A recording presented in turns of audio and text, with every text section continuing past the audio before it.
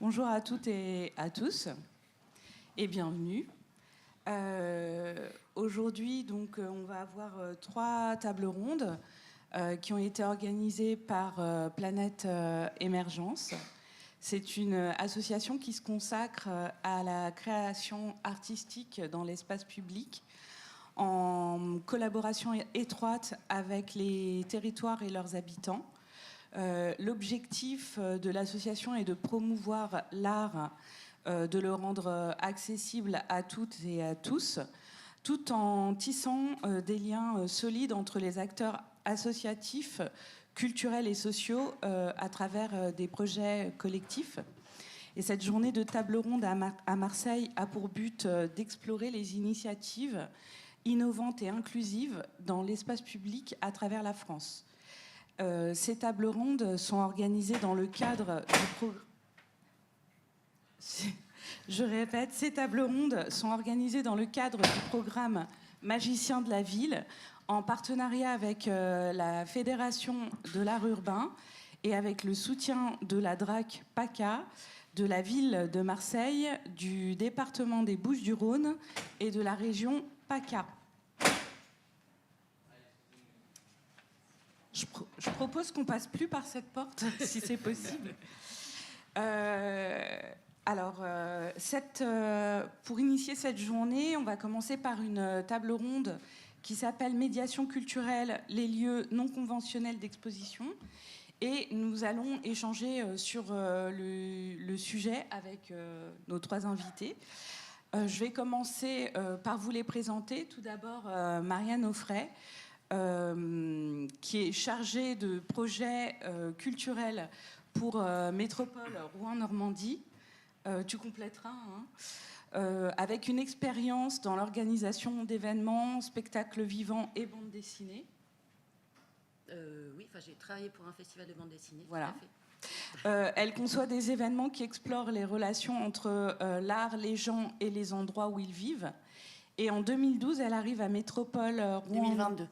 Comment ? 2022. 2022, en plus c'est écrit 2022, mais elle arrive à la métropole Rouen-Normandie où elle met en œuvre un certain nombre de projets culturels dans l'espace public, notamment Jour de Fête, qui est un festival estival de coopération intercommunale, et Forêt monumentale, dont elle va beaucoup nous parler aujourd'hui, qui est un parcours d'environ 4 km qui permet de découvrir un certain nombre d'œuvres artistiques au sein de la forêt.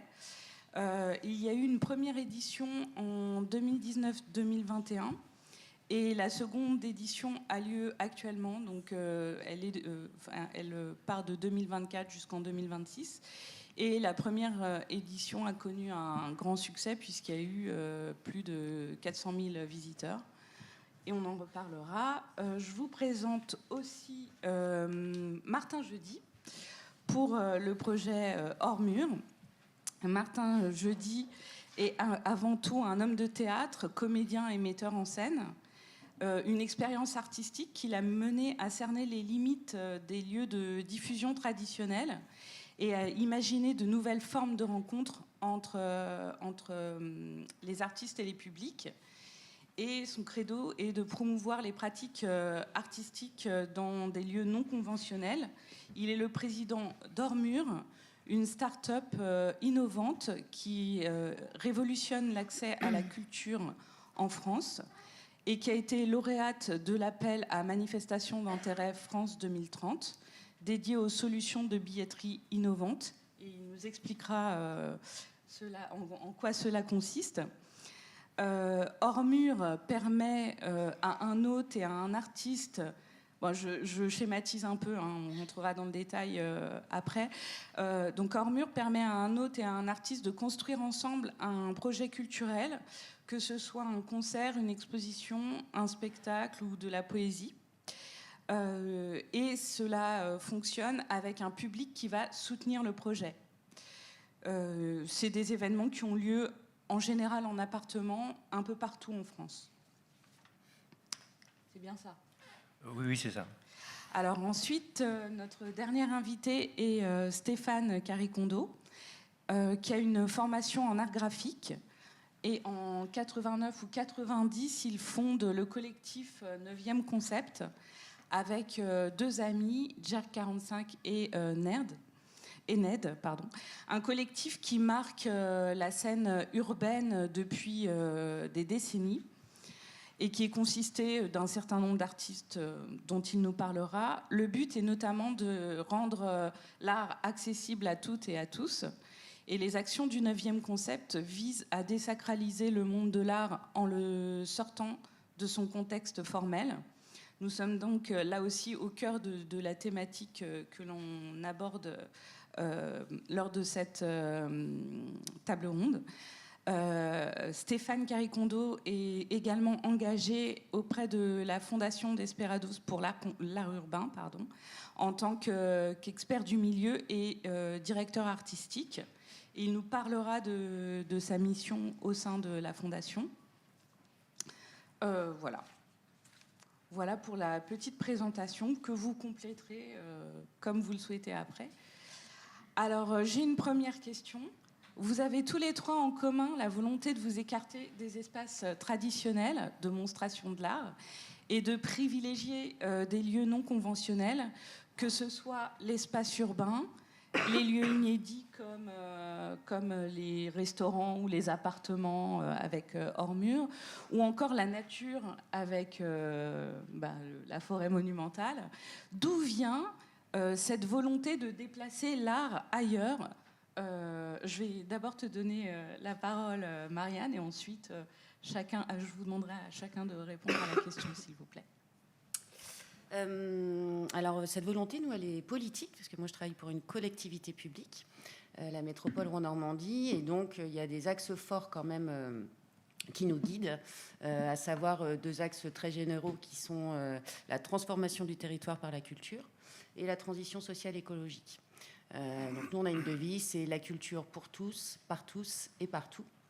Donc, c'est aussi comment créer des projets qui vont en fait parler de notre territoire, parler des gens, parler des identités, voilà, c'est vraiment des réflexions autour de tout ça. La métropole, c'est 71 communes, c'est composé pour un tiers de son territoire de forêt, donc on est la première métropole forestière en fait en France, et donc il y avait cette volonté de valoriser, de sensibiliser en fait ce patrimoine forestier avec tout ce que ça implique comme réflexion. Et cette volonté aussi de proposer des choses qui sont complètement en dehors des lieux conventionnels, à savoir les musées, les salles de spectacle, plein d'endroits où en fait il y a plein de gens qui se disent que c'est pas pour eux et qui vont pas y aller. Or la forêt, c'est un lieu où tout le monde va, où on va se balader, où on sort son chien, où on va courir, enfin voilà, selon l'endroit, où c'est au pied de l'immeuble. Et donc, en fait, c'est né de tout ça. C'est né aussi de la volonté de candidater à la capitale européenne de la culture, donc d'avoir aussi un regard ouvert sur le monde à l'échelle européenne, à l'échelle internationale. Cette volonté aussi de proposer des choses de tourisme vert. Voilà, c'est tout un ensemble de choses et ce projet a été imaginé dans ce cadre-là. Je ne sais pas si je m'arrête là, je donne juste le cadre.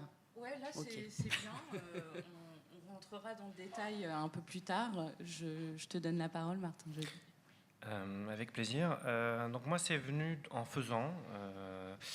Donc j'ai créé des spectacles en fait chez l'habitant. J'ai adoré le faire. Le fait de créer avec l'histoire du lieu, le fait de créer avec des contraintes de cet espace, je trouve ça permet une grande créativité quand on prend les contraintes avec soi. Et le rapprochement avec le public, moi dans mon travail, je me suis très vite interrogé pour qui je joue, pour qui je crée des spectacles. En fait, dans des lieux conventionnels, on attire souvent les mêmes publics. Et je me suis dit, tiens, qu'est-ce que ça fait de créer un événement dans un lieu qu'on dit non conventionnel, non dédié, enfin il y a plein de termes, insolite, atypique, etc. Qu'est-ce que ça crée de faire ça? C'est pas anodin en fait, c'est pas un acte anodin, autant pour l'autre qui reçoit chez lui que l'artiste qui crée et les spectateurs qui vivent aussi cette rencontre.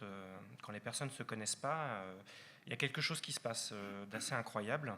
Donc moi je l'ai fait pour cet engagement-là. Donc j'ai écrit aussi un mémoire sur l'art en lieu non dédié. parce que justement je m'intéressais aux typologies de public présents dans des lieux initialement non dédiés à l'art, et j'ai essayé de mesurer ça, voire comparer plein de projets dans plein de pays différents. Et au final, la meilleure manière on va dire, d'étudier ça, c'était aussi de proposer un projet donc, qui s'appelle Hors Mur, HORMUR, et qui permet à toute personne de proposer son lieu, du moment qu'il est non conventionnel, de proposer son art. Ça peut être tout art, donc un atelier artistique, un spectacle, une exposition, un concert. Et cette diversité d'art et de lieux peut se rencontrer.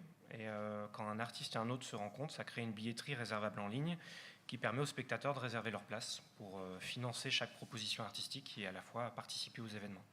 Donc c'est très ouvert. Et la volonté, c'est de se dire, en fait, plutôt que de se dire qu'on va faire des événements à 6000 personnes au même endroit avec une logistique terrible, on peut faire peut-être plein de rencontres petites partout et les multiplier et créer plein de liens.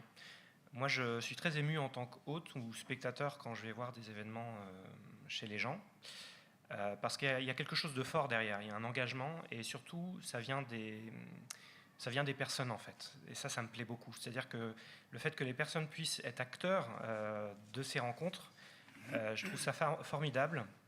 Et quelque part, on déconstruit des peurs qui existent dans nos sociétés, peur de l'autre, mais qu'est-ce qui va se passer? Est-ce que les gens vont venir casser chez moi? Alors qu'en fait, les gens réservent leur place, ils achètent leur billet, donc ils sont intéressés par l'événement. Donc ça a créé des grandes qualités d'écoute. Et voilà, mon objectif, c'est pas faire que Hors Mur, soit un projet pour les anniversaires ou mariages, chose qui m'intéresse moins parce que l'art est à côté d'un autre événement, mais plutôt que ce soit des rencontres de personnes qui souhaitent se rencontrer. Hors Mur a ouvert il y a 1 an et demi et il y a déjà plus de 3000 propositions artistiques, plus de 700 lieux. Et il y a 1 à 5 événements qui se créent chaque jour. Donc c'est plutôt bien lancé. Il n'y a plus qu'à en parler autour de nous pour que chacun puisse...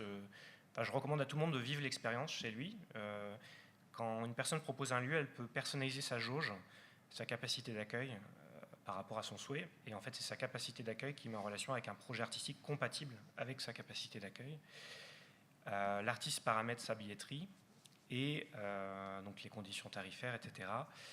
Et il ne faut pas complexer en tant qu'hôte si son lieu n'est pas un grand palace de dingue ou quoi que ce soit. Moi, j'ai beaucoup d'hôtes au téléphone qui me disent « mais est-ce que mon lieu est suffisamment bien ?» Et je leur dis « mais oui, en fait, ce qui est beau, ce n'est pas tant votre lieu, c'est la rencontre. » Enfin voilà. Je pense que c'est amener l'art là où on ne l'attend pas, c'est quelque chose qui crée des rencontres magnifiques. Et je trouve que les gens sont beaux quand ils se retrouvent dans un cadre qui n'avait pas été prévu pour... Il y a quelque chose de magique derrière. Je trouve ça très sensible et je le fais avec un grand engagement parce que la loi et plein de choses n'ont pas été vraiment prévues pour. Donc il y a plein de choses à faire pour faciliter ça. Et c'est l'objectif d'Hors Mur, c'est mettre en relation les gens. Et plus on est nombreux, plus on peut faire valoir nos droits pour faciliter ces rencontres et les multiplier. Merci. Stéphane, de ton côté, d'où vient cette volonté de déplacer l'art ailleurs? Ça a été une volonté, mais qui a été un peu imposée, parce qu'on vient d'un mouvement où, finalement, quand on faisait de la peinture dans les années 89-90, et quand on était issu des cultures urbaines, c'était assez complexe de trouver des endroits et d'expression. Les choses ont vraiment bougé depuis des années, depuis une dizaine d'années, j'en suis ravi, parce que finalement, ça nous a amené à développer une pratique, à aller à la rencontre des gens. Nous, on a, avec le collectif, développé toujours, essayé de trouver des choses créatives. On a beaucoup travaillé autour de l'autocollant, qui était un support qu'on pouvait donner aussi et que les gens pouvaient collectionner. On a toujours essayé de trouver des modèles, finalement, qui fassent qu'en collectif, on pouvait évoluer. Et finalement, à chaque fois, ça permettait de faire rentrer des nouveaux artistes et d'avoir aussi un rapport au public. Donc c'est intéressant aussi, c'est la démarche collective qui nous a amené finalement à créer cette énergie-là et à chaque fois développer des choses finalement qui vont vers les gens et avec cette volonté de prouver aussi que l'art est un métier, qu'on peut en vivre et puis le partager avec le plus grand nombre, mais de manière beaucoup plus facile que dans des réseaux finalement plus institutionnels qui finalement ne voulaient pas de notre travail. Donc je suis très heureux, je répète encore que les choses ont évolué. Et puis on a été obligé à l'époque de travailler du coup aussi avec des marques, parce que c'était un moyen de rentrer à l'intérieur du système pour diffuser aussi un travail. Et c'est de là où est née la fondation aujourd'hui qu'on dirige, dont on s'occupe, et qui est un peu l'aboutissement finalement où on est totalement libéré de la marque et on est vraiment là pour les artistes. Et l'idée avec la fondation, c'est vraiment de continuer à développer des projets, à aider des artistes, à toujours rechercher à être créatif, pas se reposer finalement sur des choses qui fonctionnent, mais toujours aller plus loin, créer des ponts et faire que cette culture-là, qui est cette culture urbaine, aille toujours plus loin et fasse évoluer les choses et crée des ponts importants et que l'art avance et se diffuse. Voilà, pour que le plus grand nombre de gens puissent y avoir accès. Voilà. Merci. On va s'intéresser aux lieux proprement dit maintenant. J'aimerais savoir comment chacun de vos projets, comment vous transformez les lieux insolites ou des lieux de vie de tous les jours comme les appartements, etc., en espaces artistiques insolites, justement. Comment cette transformation s'opère-t-elle? Et je demande à Marianne de commencer. On va...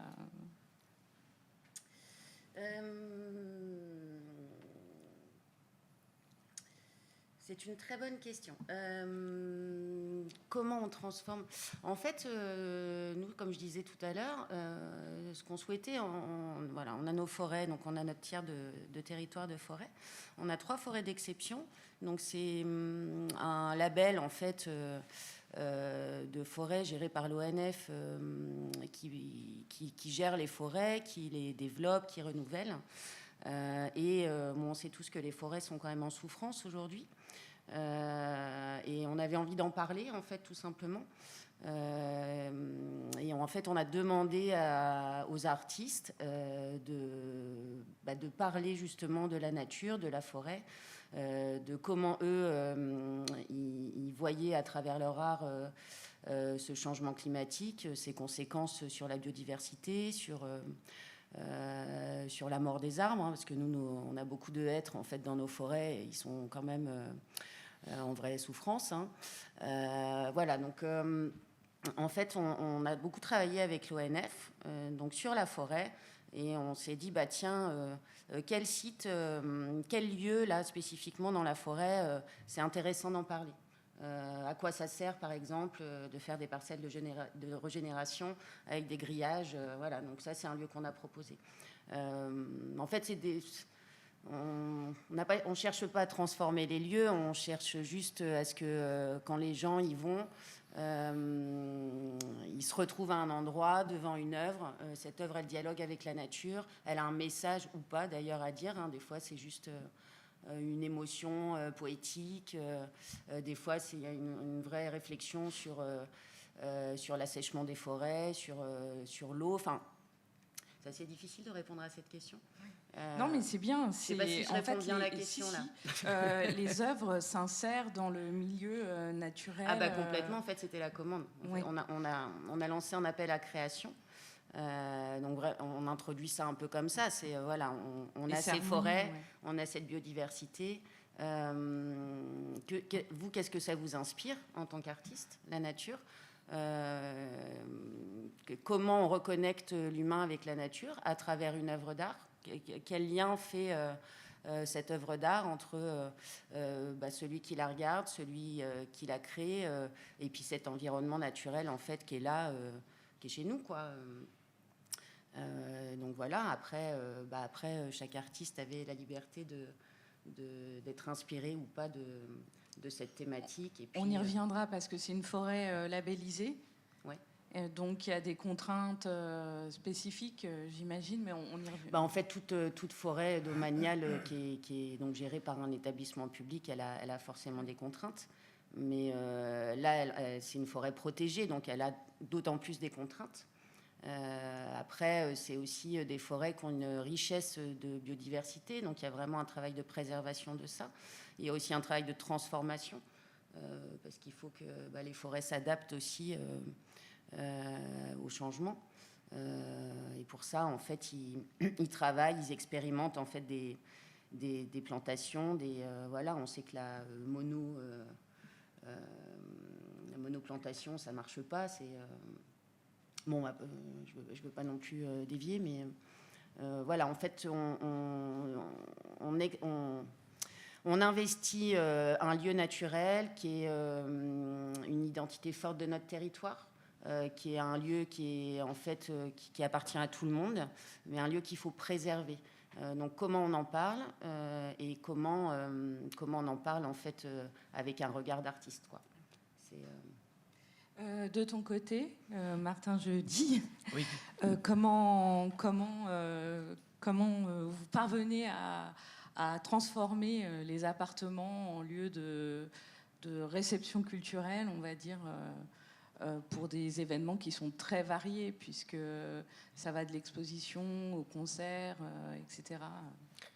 Alors, en développant un outil, en testant beaucoup, ça a pris beaucoup de temps parce qu'il faut répondre le mieux possible aux besoins concrets de chaque diversité de lieux, chaque diversité d'art. Et donc cet outil, au final, comment ça marche? C'est-à-dire qu'un artiste peut s'inscrire au même titre qu'un autre. On peut aussi bien avoir un même compte, être artiste, hôte et spectateur sur le même compte. C'est pas incompatible du tout. On crée un compte et en fait on ajoute son lieu par exemple en tant qu'hôte. On peut ajouter plusieurs lieux si on veut ajouter son jardin et sa maison par exemple. On peut ajouter les 2 lieux avec 2 capacités d'accueil différentes.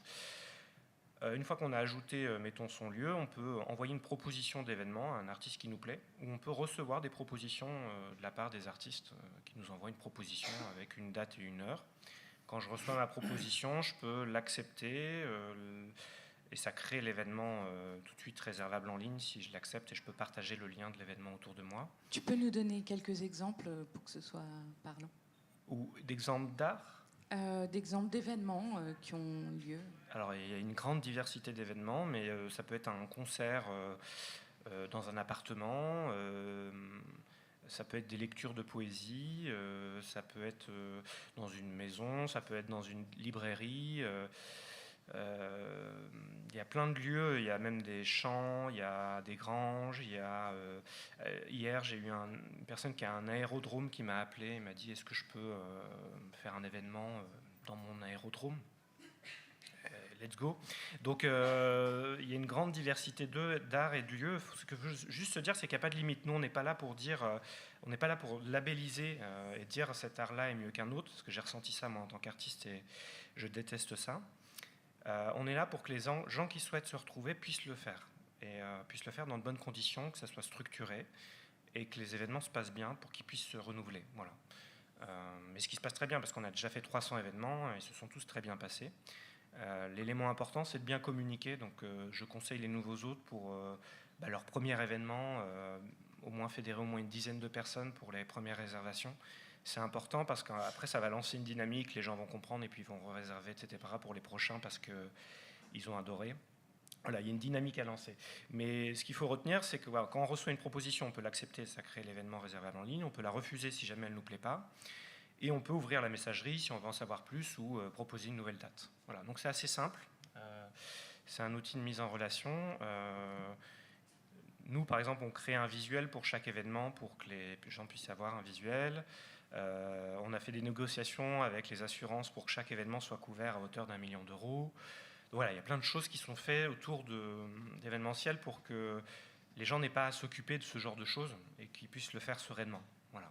Je ne sais pas si c'est clair. Si, ça va. Stéphane, de ton côté, comment, avec le 9e concept et la fondation Desperados, vous transformez l'espace urbain ou d'autres espaces, on en parlait hier. Ça peut être des lieux... oui, voilà. Est-ce que tu peux nous détailler un petit peu ces expériences-là? Ça dépend des projets des artistes, mais par exemple, la première carte blanche qu'on a donnée, c'est à l'artiste Rouge, qui est une jeune artiste bordelaise, et qui elle, a eu l'idée d'interroger finalement le rapport à l'œuvre qu'on fait dans la rue et le travail d'atelier pour tous ces artistes. Court-circuit, c'est ça? Voilà, court-circuit. Et elle a nommé une curatrice, elle s'est entourée d'une équipe, ce qui était déjà fabuleux, parce que quand on donne une carte blanche à une artiste, c'est pas souvent que les artistes ont cette vision collective, et j'étais extrêmement touché de la manière dont elle a interrogé les choses.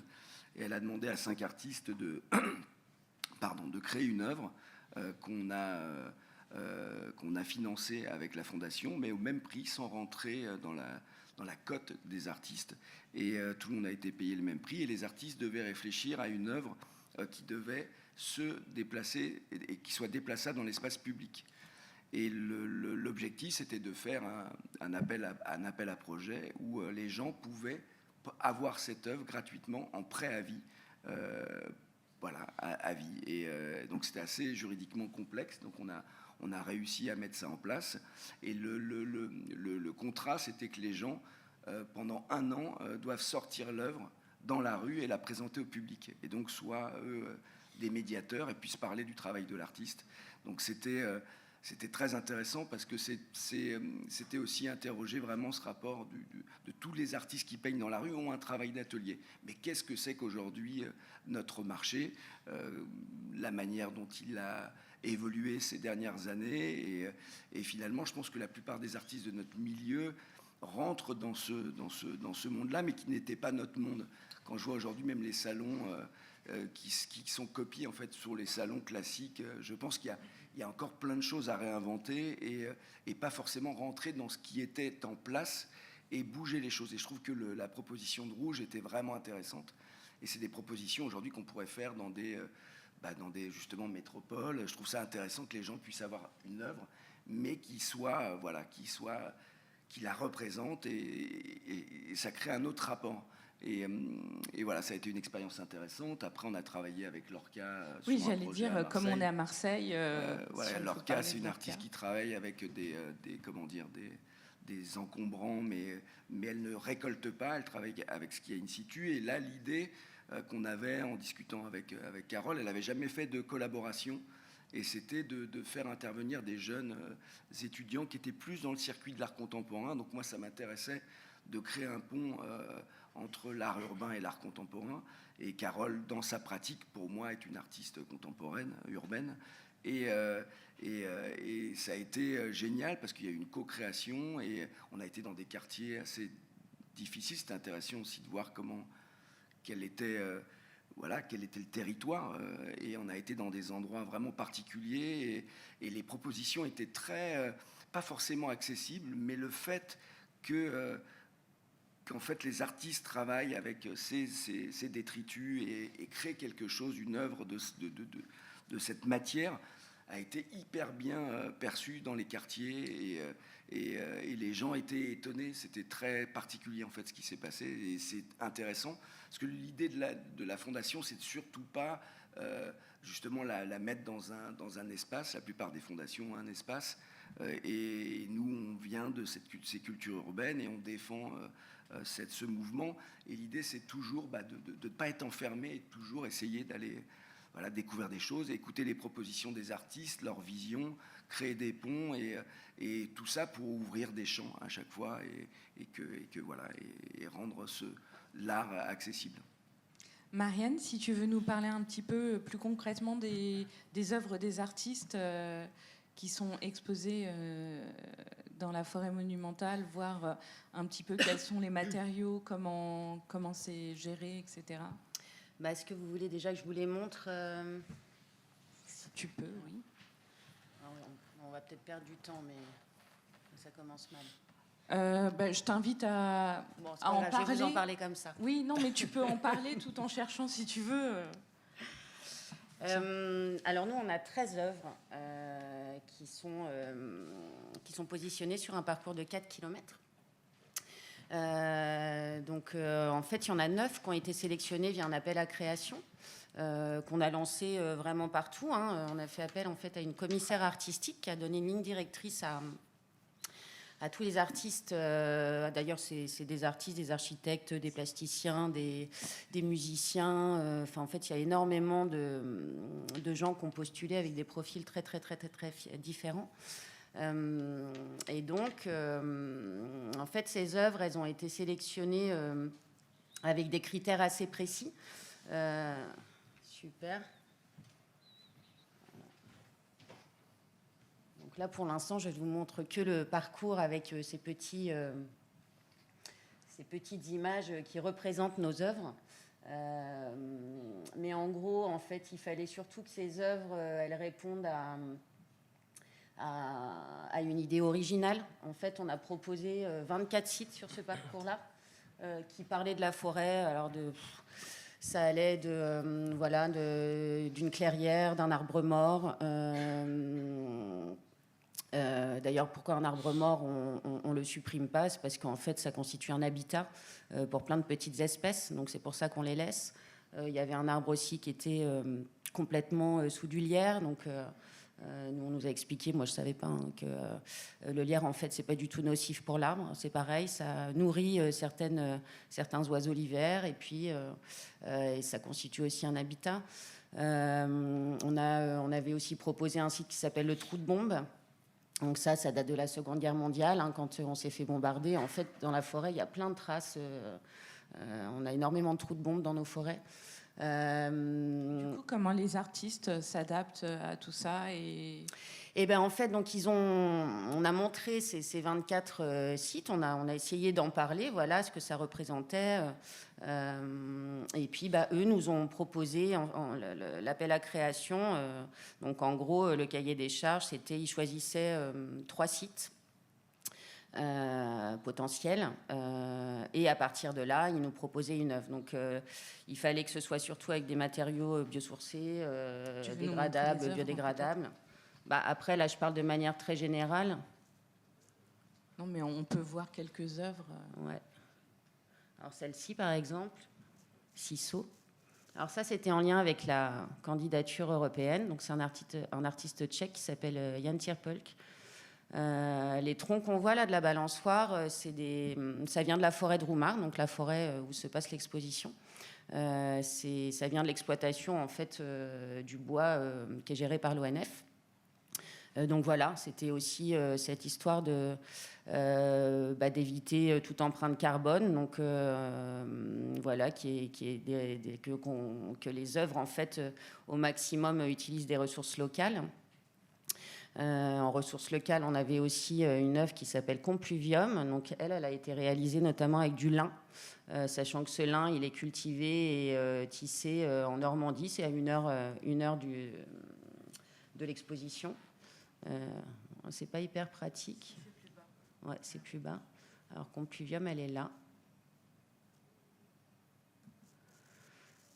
Alors, oui, la balançoire, en fait, l'artiste, lui, il avait envie de proposer une œuvre ludique. Voilà, donc il n'y a pas vraiment de message sur le changement climatique, la biodiversité, et en même temps, on ne demandait pas non plus que ça.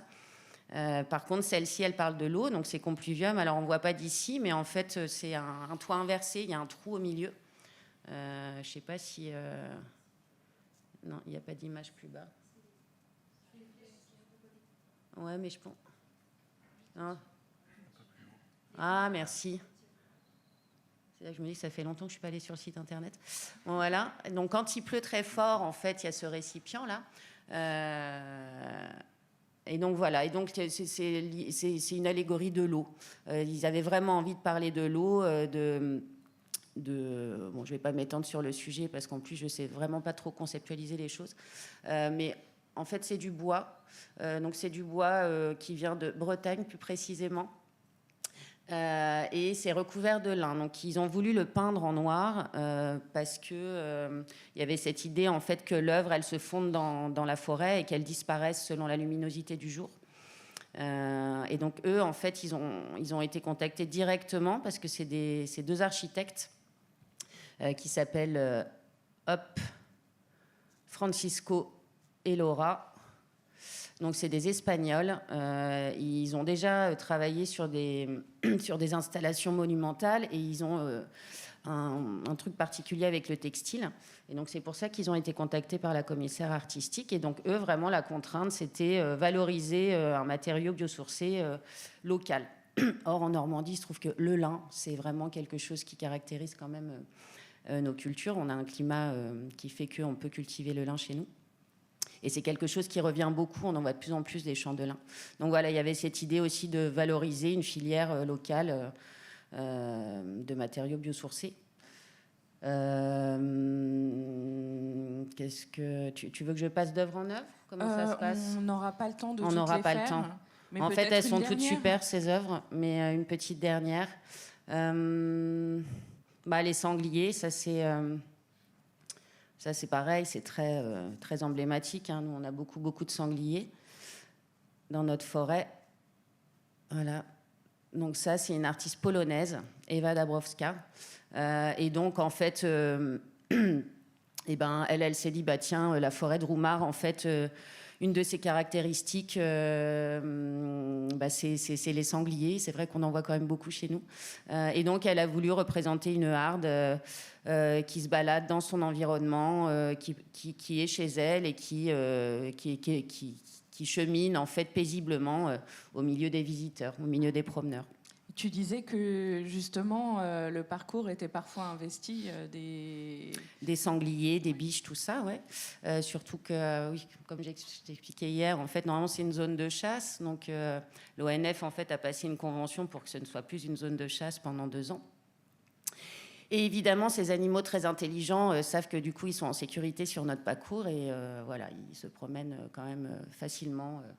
Alors pas aux heures de pointe, mais on en voit quand même beaucoup. Donc il y a différents types de publics finalement. Et c'est vrai, ouais. Et donc ça c'est pareil, c'est du bois, bois torsadé. Alors il y a un petit peu d'acier pour stabiliser l'œuvre, parce qu'il y avait aussi une contrainte de sécurité pour le public, donc il faut que ça tienne quand même bien en place et que ça tienne 2 ans. Donc là on voit pas, mais il y a un treillis qui est à moitié enfoncé, qui permet aussi de bien fixer l'œuvre. Même s'il n'y a pas de fondation. Et voilà, c'est un truc très, très lourd. Hein, quand ça a été livré, ça a été un enfer à acheminer jusque-là. Et voilà. Merci. Martin, comment les artistes s'adaptent-ils à ces nouveaux lieux qui sont à part, puisqu'ils vont chez les gens? En principe, c'est plutôt les gens qui viennent à l'art. Là, c'est l'inverse. Comment ça se passe? Très bonne question. Alors déjà, ils savent et ils sont au courant avant qu'ils vont intervenir justement dans des lieux non dédiés. Donc il y a une capacité. Donc soit ils ont un format déjà conçu qu'ils adaptent en fonction du lieu, soit ils créent avec le lieu. Il y a plein de types de créations. Il y a des créations sur place qui s'inspirent du lieu pour pouvoir créer. Et il y a des formats préétablis qui, il y a une certaine souplesse par rapport au lieu. Après, ils ont plein d'informations concernant chaque lieu pour savoir si le lieu est compatible ou pas avec ce qu'ils proposent, notamment la superficie, plein de composantes du lieu où ils peuvent savoir si ce qu'ils proposent est compatible et du coup ils peuvent contacter des autres, des lieux qui sont compatibles avec leur art. C'est l'objectif, c'est... Ah oui. Alors je peux si jamais tu veux montrer quelque chose. Est-ce que ça va le faire? Hop. Ouais, sinon, attends, regarde, je le mets juste devant moi. Sinon on échange de place. Oh non, j'ai la flemme. Faudra le faire avec Stéphane. Let's go. Je vais faire une petite démo. Donc là, on arrive sur la page d'accueil d'Ormure. Là, ça explique comment ça marche. Donc j'ajoute mon projet ou mon lieu ou les deux, en fait.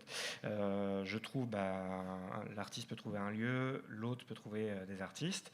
Et hop, je fais vivre l'art, donc je peux partager le lien de mon événement pour que les gens puissent y assister. Donc les artistes, tous les projets artistiques sont là. Si on clique dessus, on peut voir les 3283 artistes jusqu'à aujourd'hui. Si on clique là, on voit tous les lieux. Donc aujourd'hui, 700 lieux, pile. Et l'association des deux crée des événements qu'on peut aller voir. On peut aller réserver des places pour des événements partout en France. Donc par exemple, je peux voir qu'à Nantes, il y a un concert chez Fred. Je peux voir le lieu de Fred si je veux. Allez, on va toucher Fred. Allez, let's go. Je réserve ma place. Et donc, c'est relativement assez simple. Ça paraît simple. Après, il y a beaucoup de travail derrière. Mais il faut retenir que chaque artiste indique sa capacité d'accueil, le nombre de spectateurs minimum souhaité pour conditionner la bonne tenue de l'événement. Donc, chaque artiste indique le prix au billet et le nombre de spectateurs qu'il souhaite pour pouvoir garantir la bonne tenue de l'événement. Donc l'hôte est déjà au courant de ça avant que l'événement se fasse. On peut remonter à la carte de France, s'il te plaît. Des artistes, des lieux ou des événements? Plus haut, il y avait la carte de France avec des petites icônes. Tu veux voir les lieux peut-être. Donc si je fais ça, Voilà. peux... J'aimerais bien que tu nous Hop. expliques, parce qu'il y a plein de petites icônes différentes. Oui. On Qu'est-ce que s'est c'est? amusé pour les icônes. Donc en fait, ça c'est des lieux plein air, espace extérieur. En fait, quand il y a un petit soleil, c'est un lieu extérieur. Voilà. Ça c'est des logements. Non, ça c'est des lieux de convivialité. Il y a des bars, ça c'est des lieux d'exception. Alors par exemple, si je vais dans tous les filtres, je peux voir les types de lieux. Donc par exemple. Logement pièce, donc ça sera plutôt chez les particuliers. Espace extérieur, donc c'est les jardins, etc. Lieux de convivialité, les bars et les restaurants, etc. Des établissements, il y a des EHPAD, des hôpitaux qui sont sur hors mur, des maisons d'accueil spécialisées aussi, des entreprises, lieux de culte, lieux d'exception. J'ai volontairement créé plusieurs grandes catégories avec plein de sous-catégories. L'idée, c'était de dire que tous les lieux pouvaient proposer leur lieu et que les rencontres pouvaient se faire. Parce que moi, ce qui m'intéressait en tant qu'artiste, c'était que les artistes puissent être en relation plus rapidement. En fait, c'est dur de se diffuser, de montrer son art. Et je voulais que ça puisse être rapide et facile. Si un artiste se déplace proche d'un lieu, il peut le contacter. Et il va intervenir peut-être à plusieurs endroits en même temps. Et voilà, donc ça a été fait dans cette logique-là. Et si un autre est intéressé par un artiste, de la même manière, on peut voir la carte aussi des projets artistiques. Donc si on zoome un petit peu, il y a par exemple des notes de musique, donc ça c'est des concerts. Les petites étoiles, c'est tout ce qui est art vivant. Il y a aussi des Le pinceau. Ouais, le pinceau, là par exemple, donc ça c'est des tableaux, c'est tout ce qui est exposition. Enfin, voilà. Désolé, pas très structurée ma présentation, mais ça vous donne une idée de... Et il y a aussi une rubrique à en savoir plus, avec les réponses des questions les plus souvent posées par les hôtes et les questions les plus souvent posées par les artistes. Voilà. Je sais pas si c'est... Je propose que tu laisses ta place à Stéphane, s'il te plaît. Okay. Pour que tu puisses nous montrer quelques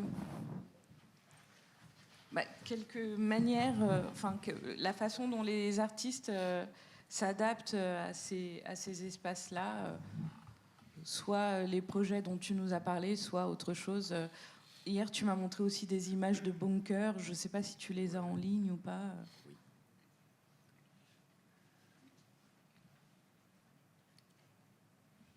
Ça ne marche pas. Qu'on voit là. Voilà. Ça, c'est un projet qui a été monté par le collectif. On a acquis une maison dans le Médoc il y a 4 ans, qui était pour nous la suite logique d'avoir un lieu et de pouvoir accueillir des artistes en résidence. Et là, c'est la première résidence qu'on a montée, qu'on a autofinancée en vendant nos œuvres, avec un collectif qui s'appelle AOC, avec des artistes qui viennent d'un peu partout, États-Unis, Angleterre, Allemagne, et on a créé sur ces bunkers, qui est un ensemble qui est à côté de la maison, qui se situe dans le Médoc. Et voilà, on a d'abord tout repeint en gris, et on a créé en duo un artiste de chaque collectif, et pour créer une œuvre monumentale sur la plage. Ça a duré 1 mois simplement, et après on a tout effacé, tout repeint, et il y a un des artistes qui vient plus du graffiti, qui habite là-bas, et qui depuis des années finalement fait peindre des artistes internationaux sur ce spot qui est quand même connu dans notre milieu, dans le milieu du graffiti. Et du coup, on a tout repeint, et lui a monté un festival derrière que j'ai soutenu avec la fondation. Qui s'appelle qui était Les Pieds dans le Sable, ça s'appelait, et qui n'est pas récurrent, qui a été juste à ce moment-là, mais lui a pu derrière vraiment créer autre chose. Donc l'idée, c'était nous d'arriver dans cette région-là et pas dire, voilà, on arrive avec... et de vraiment créer ce pont-là, et ça a été un événement vraiment intéressant. Il y a un film qui est en ligne, qui est assez fort, et c'était à la sortie du Covid, et le fait de se retrouver dans cette maison-là, qui n'est pas un lieu justement qui est le nôtre, et qui n'est pas un lieu qu'on nous a prêté, c'était quelque chose de très fort pour nous, et une espèce d'aboutissement aussi dans notre travail collectif. Et là, on est en train de finir des ateliers, on va commencer à rentrer dans des expérimentations sur le territoire aussi, et amener justement des artistes issus de la culture urbaine à travailler d'une autre manière c'est marrant ce que tu fais, c'est ce projet de la forêt, justement, c'est des choses, on a envie aujourd'hui d'aller travailler d'une autre manière, d'une autre façon, et c'est intéressant de voir comment aujourd'hui, de décloisonner aussi notre milieu et d'aller travailler sur d'autres supports avec d'autres outils. Là, on était vraiment dans le béton, est-ce que ça pouvait représenter voilà. Je vais vous faire voir d'autres choses. Hop.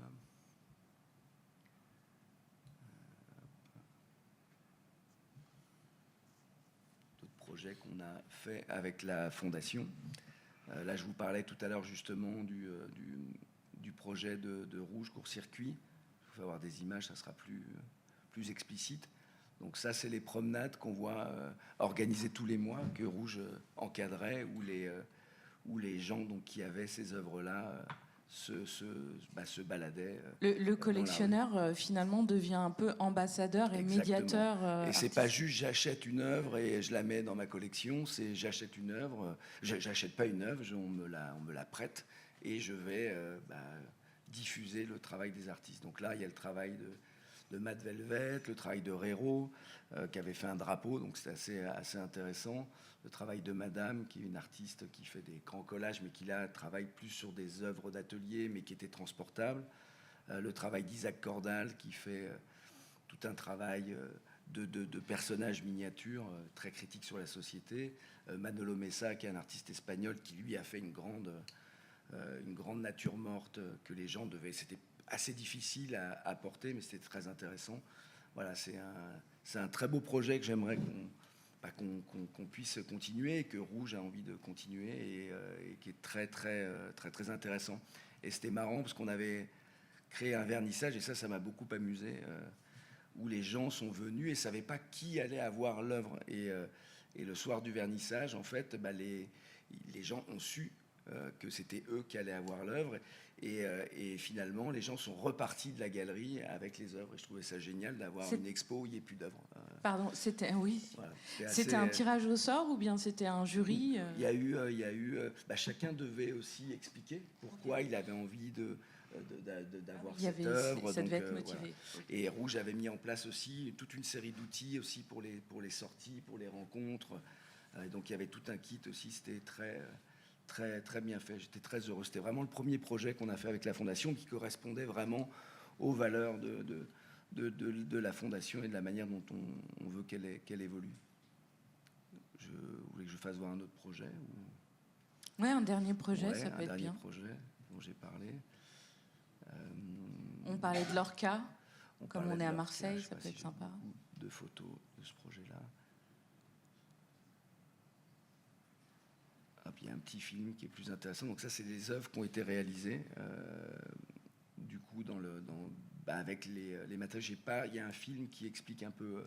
Donc ça, c'est vraiment avec les déchets qui ont été pris sur place. Oui, en général, c'est des matelas, des choses comme ça. Ouais. Mais là, elle a fait un travail vraiment différent puisqu'elle a vraiment été accompagnée d'autres artistes. Ça, c'était très intéressant. C'était une espèce d'allégorie aux déchets, aux rats, aux cages, à la manière dont on a enfermé. L'artiste a travaillé là-dessus avec Carole. Là, c'était dans un endroit à Marseille où il y a des... En fait, on ne se rend pas compte, mais il y a des déchetteries ici à ciel ouvert où il y a des pneus qui sont jetés. Et il a fait une installation là-dessus. Ça, c'était assez intéressant aussi. Une espèce de tête de gondole avec des choses récupérées dans les poubelles. Quentin Dupuis, ouais. Voilà, quelques images, on les voit travailler. Merci beaucoup. J'aimerais vous demander, dans chacun de vos projets, quels sont les gros défis que vous rencontrez, quels sont les défis que les artistes rencontrent et comment vous arrivez à les dépasser, pour connaître le succès de vos projets. Nous, déjà, avec la Fondation, c'est donner les moyens à des artistes de pouvoir aller au bout de leurs idées. Souvent, on est limité par manque de moyens, donc c'est intéressant aussi parce qu'on a toujours, dans notre pratique, fait des choses à l'extérieur avec pas forcément des moyens, mais justement, là, c'est d'aller un peu plus loin, de pouvoir se dire à un moment, d'avoir une structure avec la Fondation qui accompagne les artistes, qui leur permet Là, par exemple, il y a Module 763, c'est Blo, un artiste des DMV, et qui, lui, avait des envies de sculpture, mais c'était compliqué. Et nous, on a créé le pont entre une commune et on a produit sa sculpture. Mais par exemple, pour les blocos, est-ce qu'il faut demander à la mairie? Enfin, comment ça se passe? Il y a des réticences parfois? Oui, ça arrive. Bon, les blocos, c'est pas la fondation, c'est nous directement. Oui. Donc ça, on l'a auto-financé en vendant ce que je disais tout à l'heure, en vendant nos œuvres. Ouais. Et puis, quand tu arrives face à une mairie et que tu dis que tu n'as rien à payer, que tu demandes juste l'autorisation, bon, c'est pas très compliqué. C'est plus compliqué quand tu dois demander des financements. Et c'est pour ça qu'aujourd'hui, nous, dans notre parcours collectif, le fait d'avoir cet outil qu'est la fondation et qui est qui permet vraiment de développer des vrais projets, de les structurer, d'être accompagné, c'est une volonté que nous, on a depuis des années et qu'on a finalement réussi à travers cette collaboration à mettre en place. Donc ça, c'est important. Je crois qu'on est une des rares fondations d'art urbain en France. Et voilà, et le fait que ce soit aussi le collectif qui l'apporte, c'est quelque chose d'important parce on continue à diffuser ces valeurs-là de partage, de soutenir. On soutient aussi des projets novateurs, on aide des associations. Donc je suis très heureux, après toutes ces années, d'avoir un outil comme celui-là pour pouvoir vraiment aider notre milieu, en tout cas à aller plus loin. Merci. Martin, quels sont les défis, pas que les défis financiers, mais quels défis les artistes ont à relever, ou toi, en tant que fondateur d'Ormur, quelles sont les réticences ou les problématiques que tu rencontres? Un des plus gros défis, c'est finalement les barrières psychologiques, puisque c'est pas quelque chose de très généralisé. Donc plein de gens n'ont pas forcément un ami ou une personne de leur entourage qui a déjà accueilli un événement chez lui. Donc le plus gros levier, c'est la barrière psychologique de mais est-ce que je peux le faire, qu'est-ce que vont penser les gens que je connais pas de mon lieu, des choses comme ça, des barrières qu'on se met à soi-même et qui nous empêchent d'être en relation et de rencontrer d'autres personnes et vivre un moment incroyable. Voilà. Quand on ne connaît pas, forcément on a peur, c'est un peu comme faire du vélo.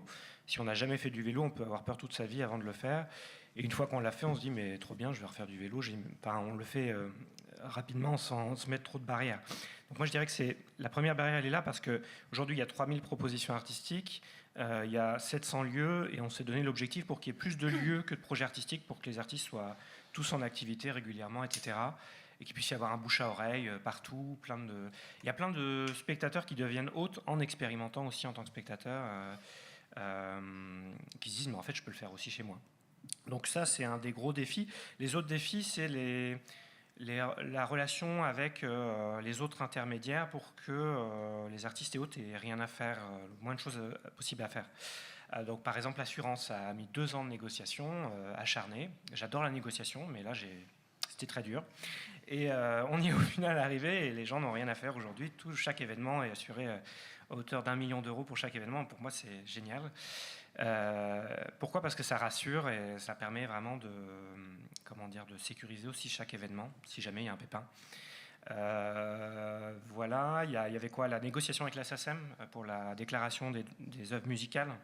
Aujourd'hui, donc depuis un mois et demi, la déclaration se fait automatiquement et on a négocié pour que le prix soit le plus bas possible, pour que ça soit compatible avec des petites jauges et que ça puisse être une petite part de la billetterie. Voilà. Et ça, c'est pareil, 2 ans de négociation pour dire s'il n'y a pas quelque chose de fait, on va empêcher plein d'événements de se réaliser. Et pour moi, c'est dramatique. S'il y a plein d'événements intimistes, si le format proposé n'est pas compatible pour les petites jauges, il faut faire quelque chose. Et pour faire quelque chose, il faut être nombreux à pouvoir parler de cette chose-là et dire c'est pas une ou deux personnes toutes seules, c'est plein de gens qui veulent se retrouver en fait. Voilà, plus on est nombreux, je pense plus on est fort pour et voilà, c'est les principales barrières, c'est celle-ci. Après, il y a eu beaucoup d'études juridiques faites pour que tout soit carré, pour que le système soit valable et puis il puisse y avoir beaucoup d'événements qui soient faits. Parce que voilà, quand on sort des clous, on sort de ce qui a été prévu parce que les gens n'ont pas trop prévu. Donc il faut soit trouver des chemins qui permettent de bien faire les choses, soit il faut être en contact avec les interlocuteurs directs et dire est-ce qu'on peut faire quelque chose ?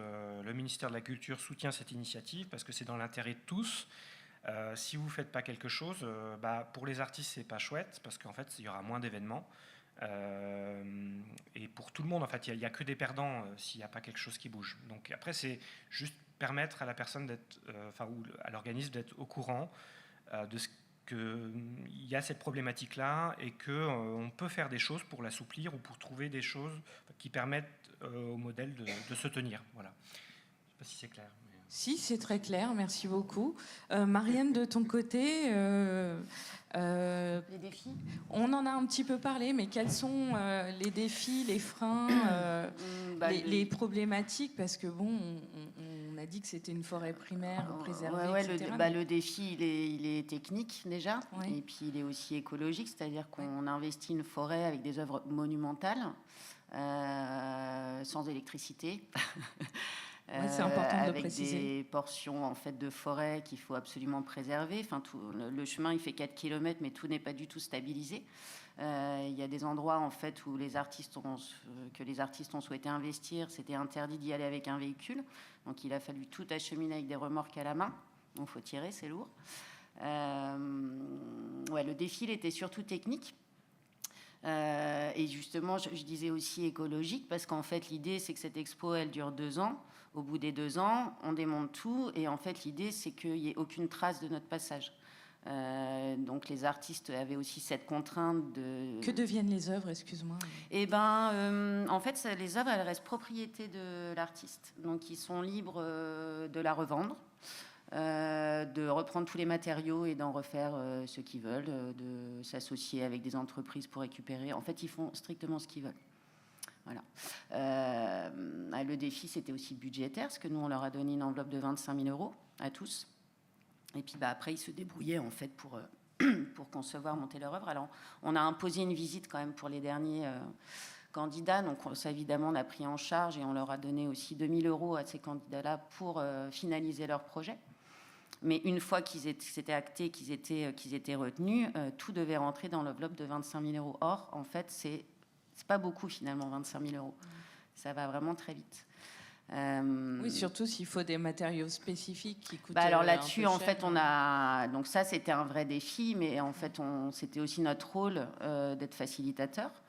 Donc, on a travaillé beaucoup avec des entreprises locales de la filière bois.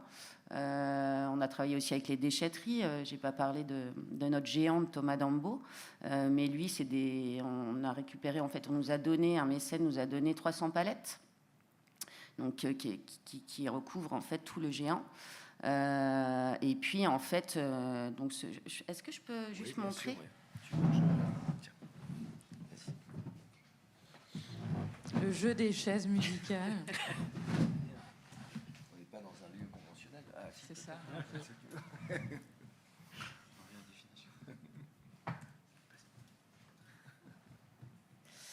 Et en fait, l'autre partie de matériaux très importante de cette œuvre-là, c'est des matériaux qui proviennent de déchetteries. Donc Thomas Dambo, en fait, avant qu'il arrive, il nous a dit, bon voilà, il me faut tout ça comme matériaux.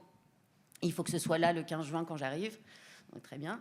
Et en fait, quand il est arrivé, il n'y en avait pas assez. Donc il est lui-même allé en déchetterie. Et en fait, son œuvre a été créée avec ce qu'il a trouvé en déchetterie. Donc il y a énormément de lunettes de toilette. C'est plein de... Je vais vous la montrer parce qu'elle est excellente, cette œuvre-là. Donc, je dirais vraiment contrainte technique. On a fait aussi appel à des graffeurs, un collectif qui s'appelle Bois Mistura. Donc, dans ce collectif, il y a des graffeurs, c'est des spécialistes de l'art urbain. Donc, il y a aussi donner le défi aux artistes de sortir de leur zone de confort.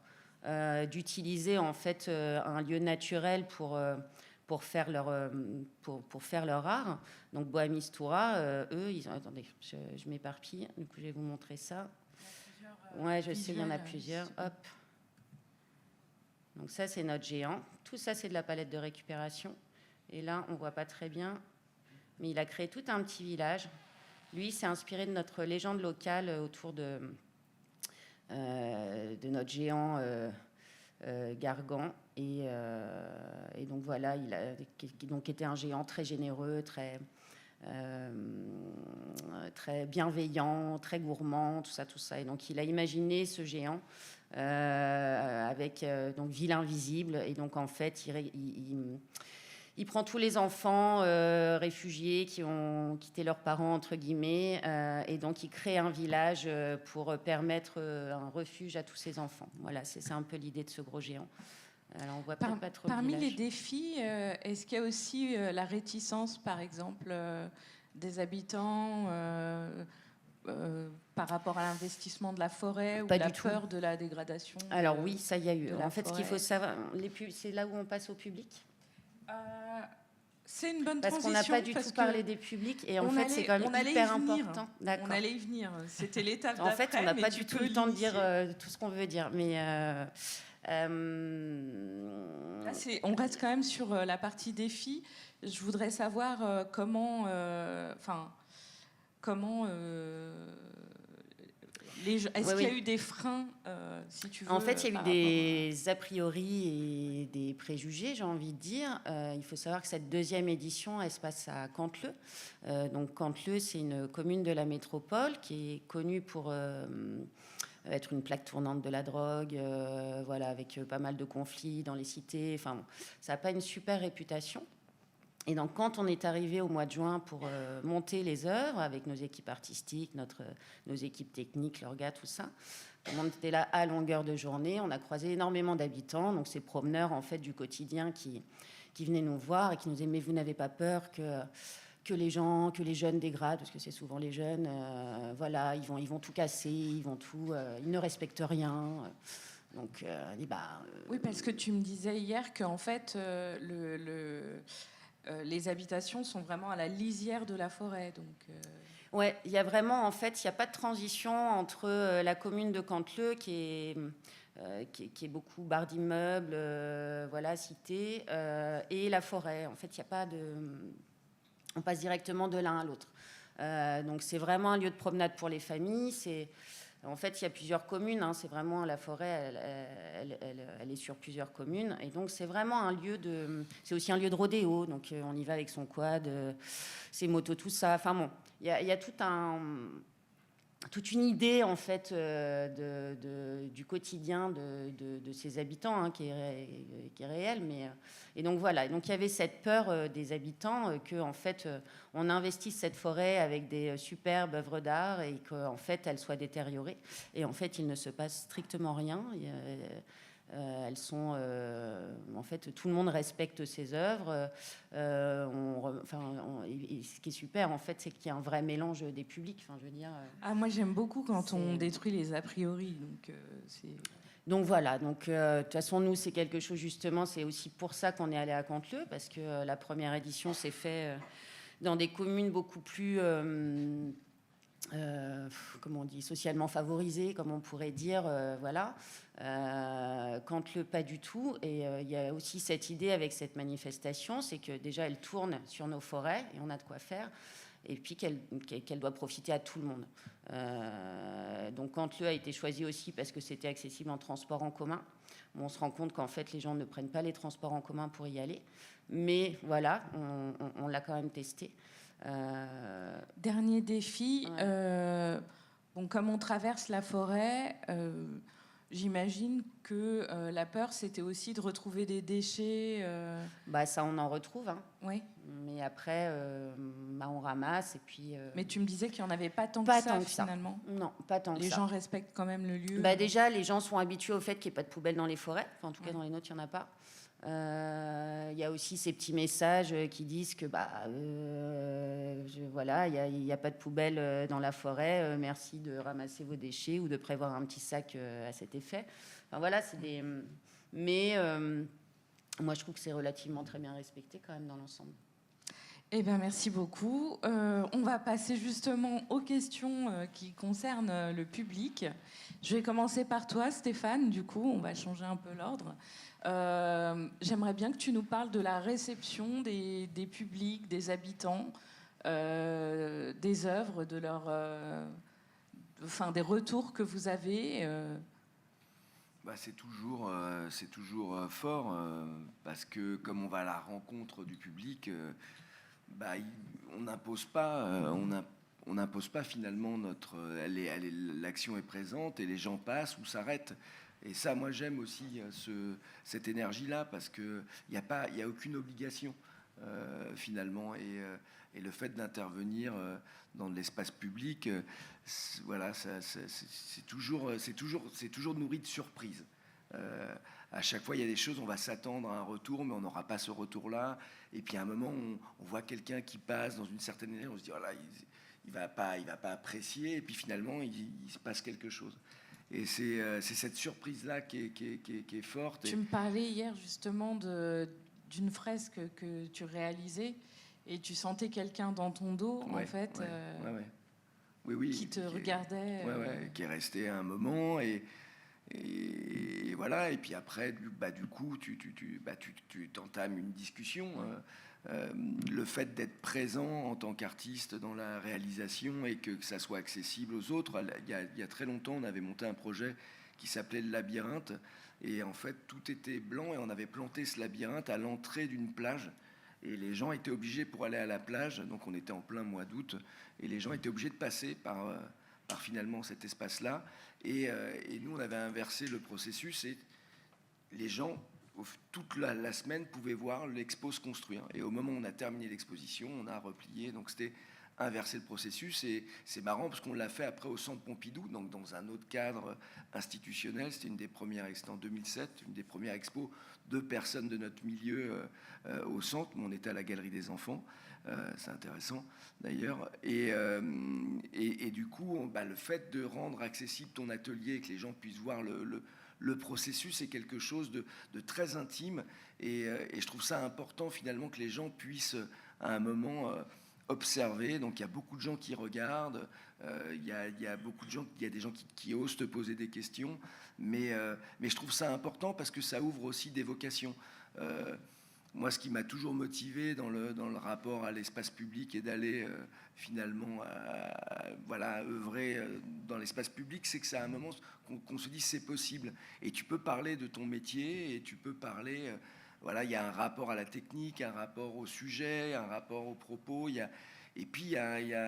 C'était pas juste dans ton atelier, tu poses une œuvre dans un musée ou dans une galerie et puis t'as pas de retour ou t'as juste quelqu'un qui l'a acheté quand tu rentres dans un circuit marchand et avec qui tu n'as pas de rapport. Je trouve ça important. On est là aussi pour créer du lien et notre métier il est lié à l'autre, quoi. Et je trouve que c'est très enrichissant. Je crois que c'est important aussi qu'on souligne pour tous ces projets que finalement on s'adresse à des publics qui vont pas spécialement forcément se déplacer dans les lieux conventionnels pour accéder à l'art. Je ne sais pas ce que vous en pensez, mais bien sûr. Je vous laisse intervenir les uns après les autres sur la réception du public, mais c'est peut-être un public qui est différent. Je ne sais pas. En fait, on s'adresse à tout le monde.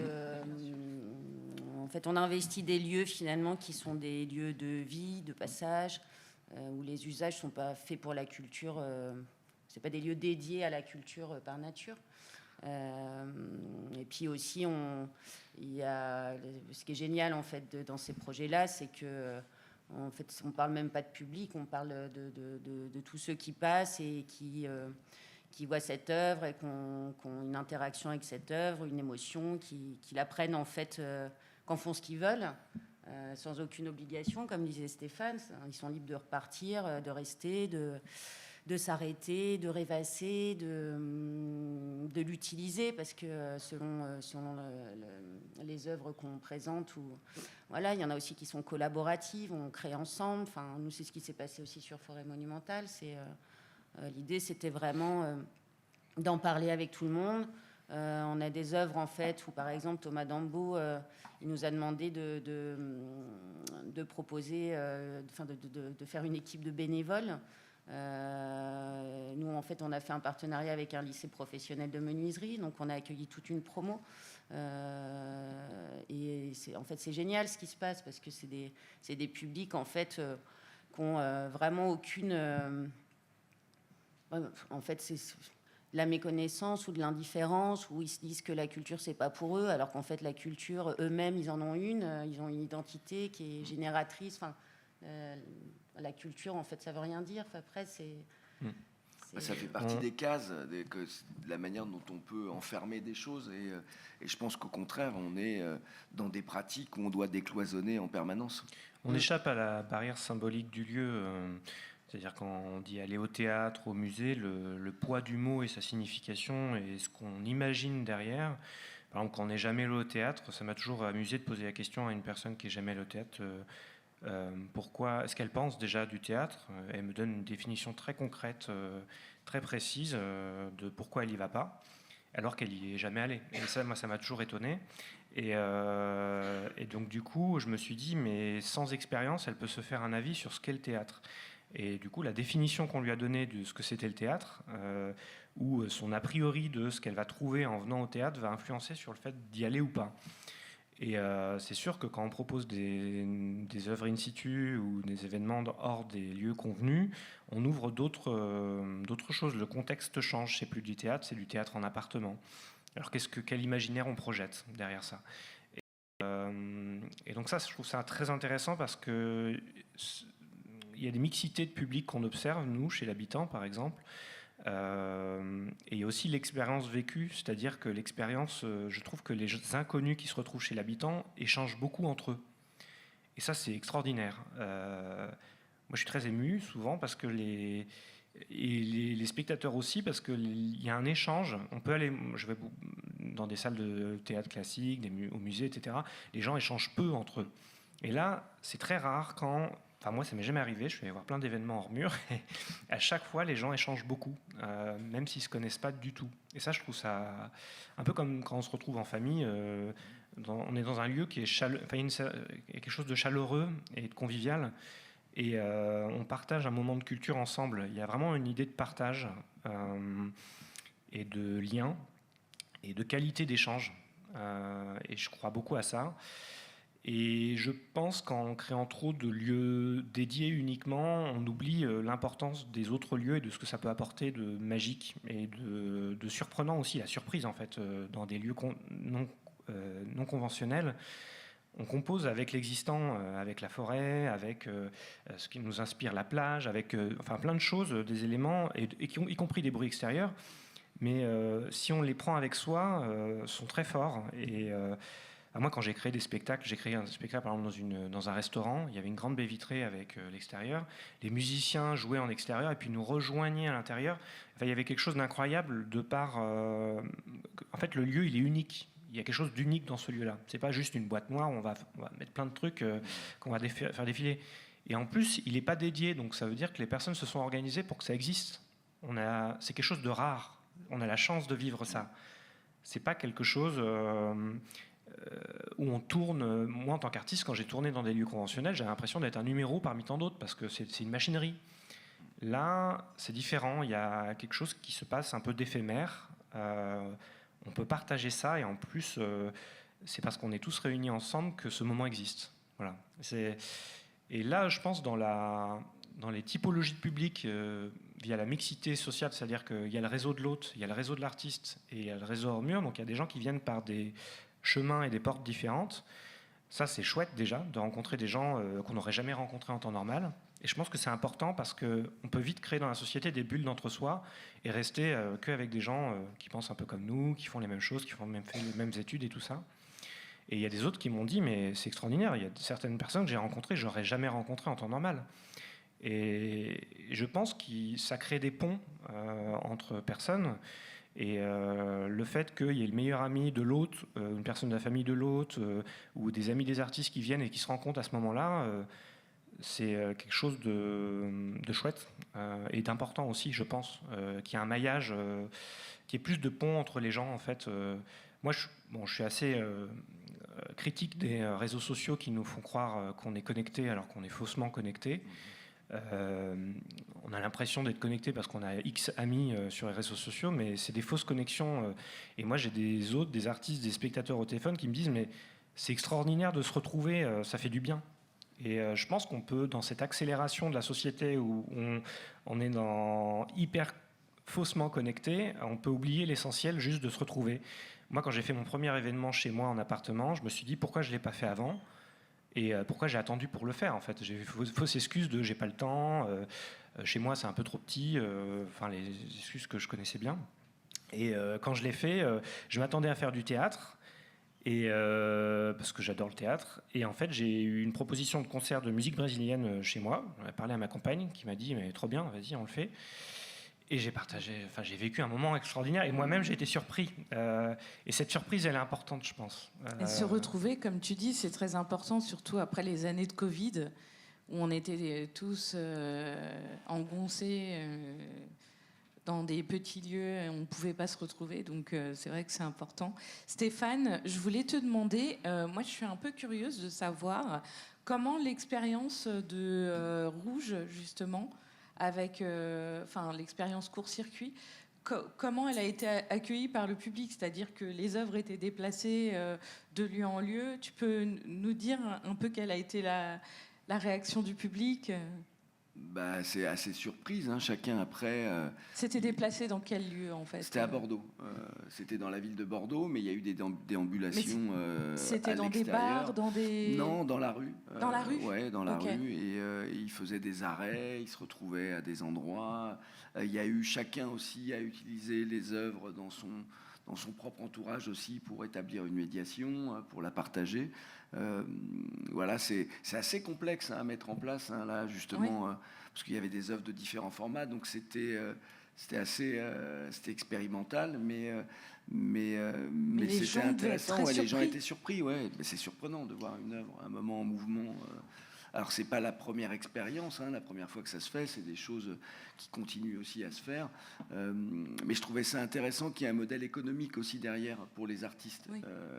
Et c'est pour ça que la fondation a permis de financer ce projet-là. Tout le monde, voilà, c'était bien pour tout le monde aussi.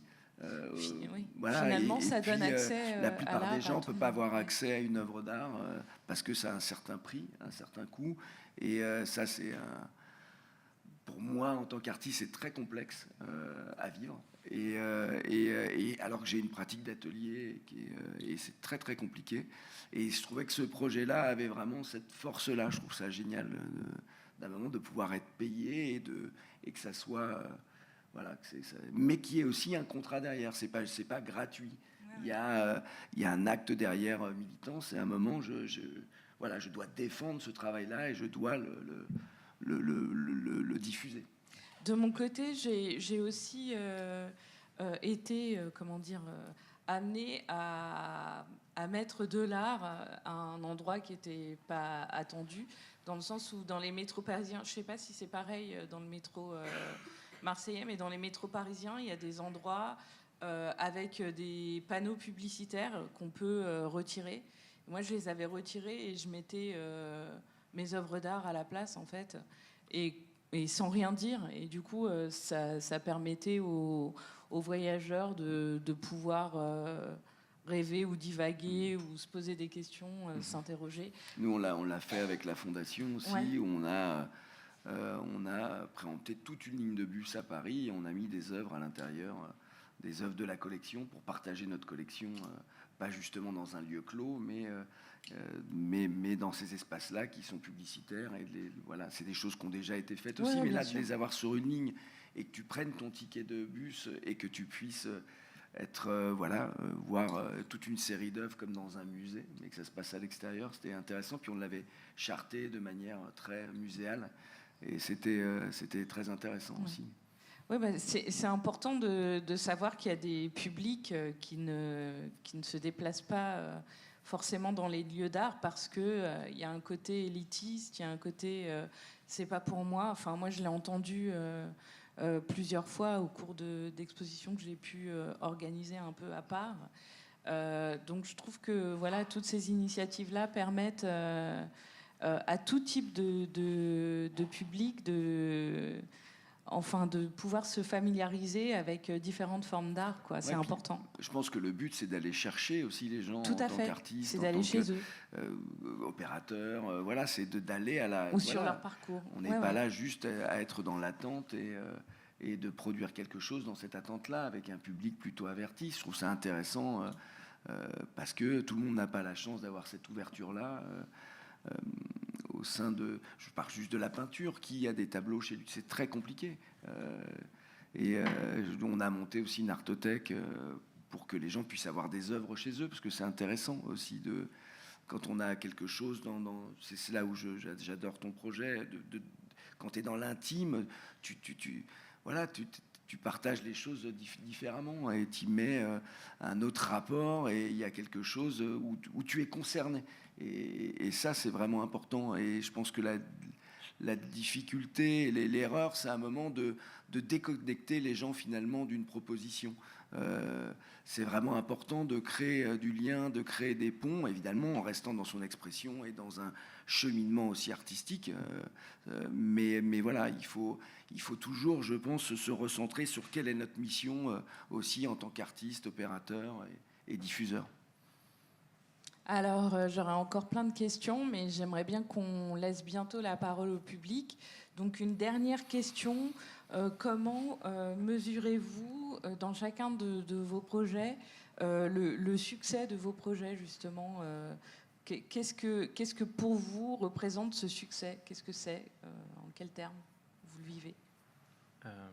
Alors, pour ma part, moi, c'est le bonheur des gens. Comment dire, je mesure le succès quand j'ai un autre qui m'appelle, qui me dit c'était incroyable, j'ai ressenti ça, ça et ça. À quand le prochain? Quand les gens veulent renouveler en fait l'expérience, c'est qu'elle s'est très bien passée.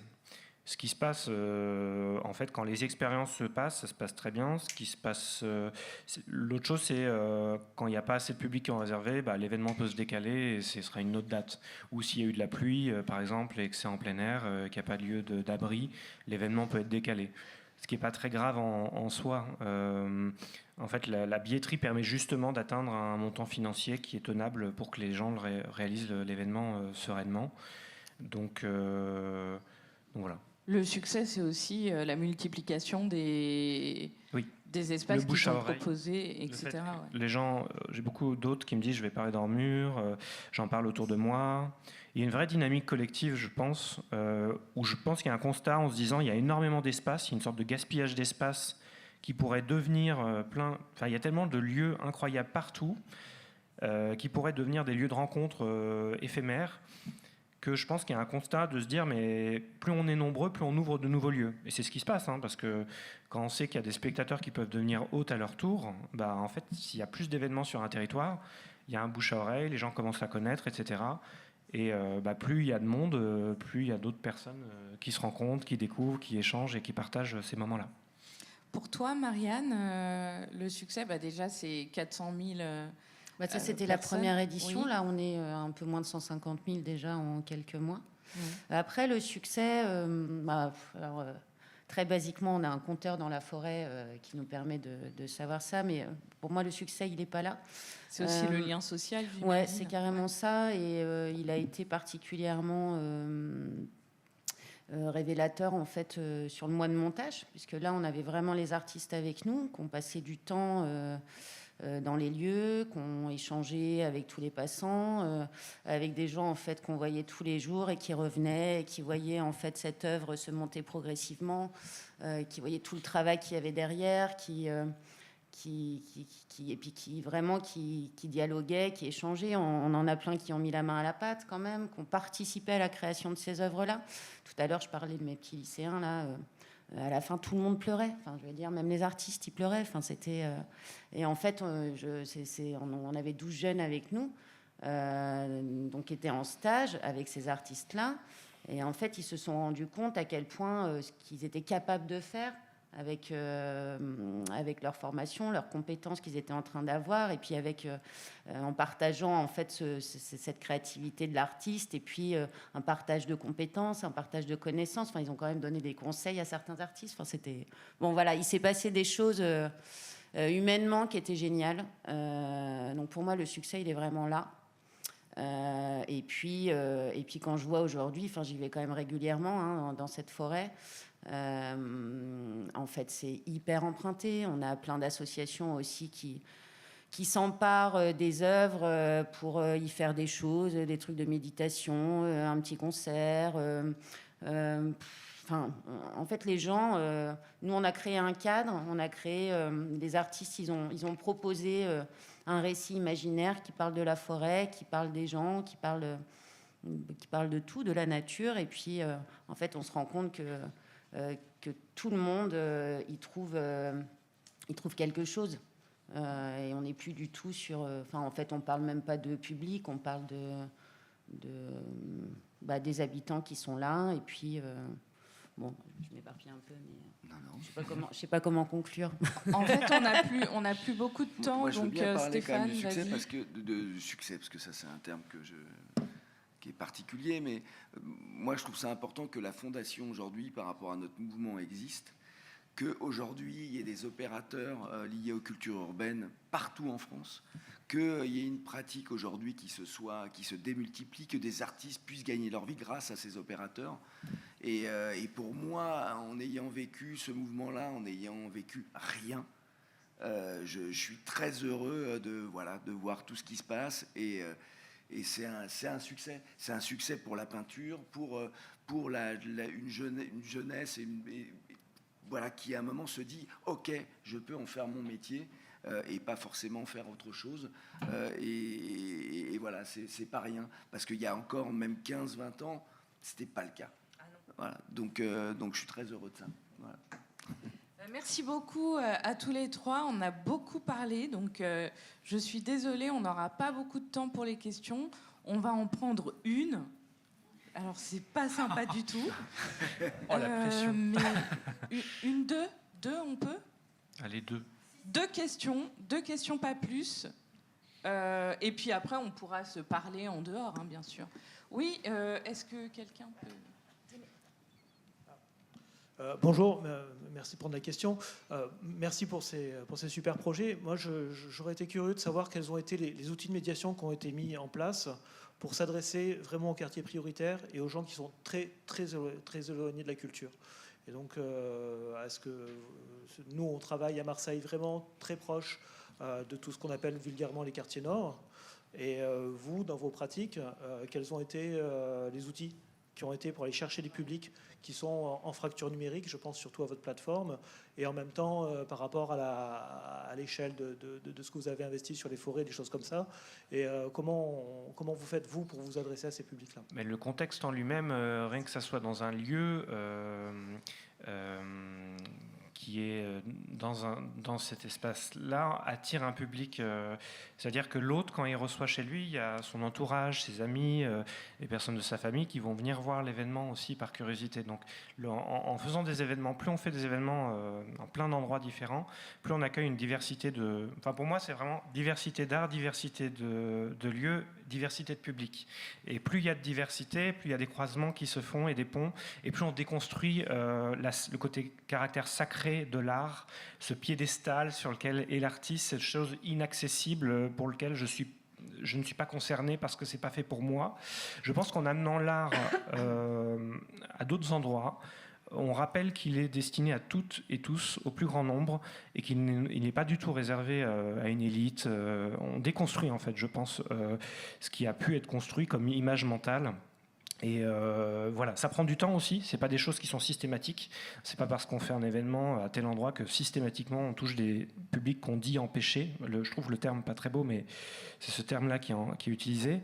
Et je pense que plus on fait, plus on crée des terrains d'expérimentation possibles. Moi, ce que je vois à travers les événements chez l'habitant, et c'est pour ça que je m'intéresse énormément à ça, c'est que ça touche des personnes qui ne seraient pas venues voir cet artiste-là, qui auraient mis trop de barrières. Et en fait, le gros atout, c'est que les gens se connaissent entre eux et ils se font confiance entre eux. Et c'est vraiment la recommandation des pairs. Si mon ami le fait chez lui, je vais peut-être aller voir, même si j'ai des a priori sur le one-man show, ou sur un spectacle de théâtre. En fait, la barrière des mots va pouvoir être dépassée. Ce qu'on n'a pas dit aussi, pardon, je te coupe, c'est que ces événements ont lieu en ville, mais aussi en race campagne, ont lieu un peu Oui. dans des endroits qui sont déserts ou. Tout à fait, tout à fait. Et puis il y a Mais aussi j'aimerais bien aussi que Marianne réponde à la question, parce que, comme on disait, la forêt est vraiment en lisière d'une zone urbaine problématique. Donc, Ouais, bah alors on n'a pas sur les habitants de Canteleu, on n'a pas spécifiquement ciblé les quartiers prioritaires. On a ciblé toutes les écoles. On est vraiment passé par les enfants. On les a tous invités à venir en fait en juin. Et il y en a on a eu 800 élèves à peu près qui sont venus sur le mois de juin, et c'est ça qui était chouette aussi, c'est que les artistes ont vraiment joué le jeu, parce que bon, ils étaient quand même en plein travail, donc c'est pas toujours simple aussi de s'arrêter, d'expliquer ce qu'on fait, machin. En fait, on est en train de mettre en œuvre un projet en particulier avec 2 quartiers prioritaires autour de la thématique du refuge. Donc ça va se faire avec une compagnie de cirque qui s'appelle la Mondiale Générale. Et donc on va intervenir avec un groupe d'un quartier qui s'appelle le quartier des Hauts de Rouen, donc là qui est vraiment à Rouen, et un autre quartier qui s'appelle le quartier des Boutières, qui est à Grand Couronne. Donc c'est 2 communes qui sont assez éloignées mais qui font partie de la métropole. Donc l'idée c'est de créer un projet avec cette compagnie. Donc ils vont faire plusieurs semaines, une semaine de résidence. Là il y en a 2 qui sont prévues. Une en avril, donc où les 2 groupes en fait vont à la fois aller à Grand Couronne et à la fois aller voilà, et vont travailler. Je sais pas trop comment ça va se passer en fait, parce que l'idée c'est que ces groupes de jeunes qui vont bosser avec la compagnie, ils vont faire une création qui aura lieu dans 1 an et demi, et qui vont la créer ensemble. Il va y avoir un axe cirque, un axe danse, puisque c'est une danseuse et un circassien là qui vont venir. Et donc l'idée en fait là, c'est que déjà ils créent un groupe de ces 15 x 2 jeunes qui viennent de 2 quartiers différents, qui vont s'accueillir mutuellement et qui vont en fait créer une dynamique de groupe, un imaginaire collectif autour de la thématique du refuge, à la fois dans leur quartier et à la fois en forêt. Donc la première semaine de résidence là, va se passer dans ces 2 quartiers. La semaine de résidence qui va se passer début août va se passer dans une maison des forêts. On a plusieurs maisons des forêts sur notre territoire. Donc ça va être un camp d'été avec une super association qui s'appelle des Camps sur la Comète, et j'invite à aller voir ce qu'ils font, c'est vraiment génial ce qu'ils font. Et donc là, ça va être une résidence pareil artistique, mais qui va être au cœur de la forêt. Et donc en fait, on va inviter ces jeunes à se créer plein d'imaginaires à la fois dans leur quartier et à la fois dans la forêt, pour créer quelque chose qui sera en fait qui se fera, qui se réalisera, qui sera performé, je pense, en août 2026. Je ne sais pas si je suis très claire. Si. Il y a Je ne sais pas si on a le temps Juste pour... une petite question. Sur un budget global de combien sur toute l'opération forêt, vous faites venir 2 groupes de 15 élèves? C'est-à-dire que l'opération générale de faire L'opération, combien elle va nous coûter là? Ouais. 60 000 €. Mais même toute l'opération sur le... Toute l'opération forêt monumentale, c'est 900 000 €. C'est 900 000 €. Ouais. Voilà, avec 2 groupes de 15 de jeunes qui sont mobilisés sur l'ensemble de l'opération. Mais pas du tout. En fait, on a plein de jeunes qui ont été mobilisés sur l'ensemble de C'est ma question, l'opération. justement. C'est pour En savoir fait, ces ratios-là. quand je parlais là du lycée, c'est un lycée Colbert. Donc, en fait, on a fait plein de choses, mais en fait, je suis un petit peu dégoûtée parce que c'est vraiment le genre de projet dont j'aurais aimé parler et on n'a pas le temps. Mais en fait, on a essayé de tisser plein de liens. On a bossé avec j'oublie toujours, UEAJ, Unité éducative, machin. Donc ça, c'est des jeunes qui sont sous main de justice. On a bossé avec un IME, on a bossé avec le lycée professionnel, donc qui est à Petit-Quevilly, qui est pareil. C'est des jeunes qui sont souvent dans des contextes de vie compliqués. Donc c'est pour ça aussi que c'était génial de pouvoir accueillir ces jeunes et qui participent à la création de ces œuvres. On a essayé en fait de tisser plein de liens avec plein de publics. En fait, on a tiré tous les fils qu'on a pu tirer. J'ai envie de dire à l'opportunité, selon les personnes qu'on a rencontrées. Et donc là, ce projet là qu'on mène, alors on le fait qu'avec 15 jeunes, 2 fois 15 jeunes, parce qu'en fait la compagnie, si elle veut faire quelque chose de qualité, elle peut pas faire ça avec 50 jeunes d'un coup. Donc par rapport au coût, on peut se dire que c'est peu. Mais l'idée, c'est aussi que pendant ces semaines de résidence, par exemple, ils vont participer au carnaval là, au mois d'avril sur les Hauts de Rouen. Donc ça rameute beaucoup de monde. L'idée, c'est aussi de créer des moments intergénérationnels, parce que quand on bosse avec les équipes en fait, qui œuvrent dans ces quartiers, elles nous parlent de ces problématiques d'intergénérationnel, de la parentalité. Donc ça, c'est aussi des moments qu'on va imaginer ensemble, mais qu'on va imaginer en fait avec tous ces participants-là. Je sais pas si...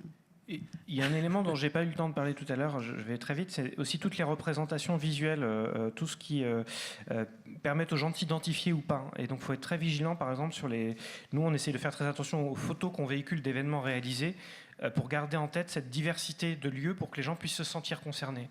Et ça, c'est un élément très important parce que j'avais fait une étude de cas dans mon mémoire et j'avais analysé, j'avais interrogé, donc ça s'appelait Les Expos à la maison, et en fait, elle a utilisé que des photos d'appartements très luxueux, très branchés. Elle disait, mais le projet, non, il attire que les populations bourgeoises, etc.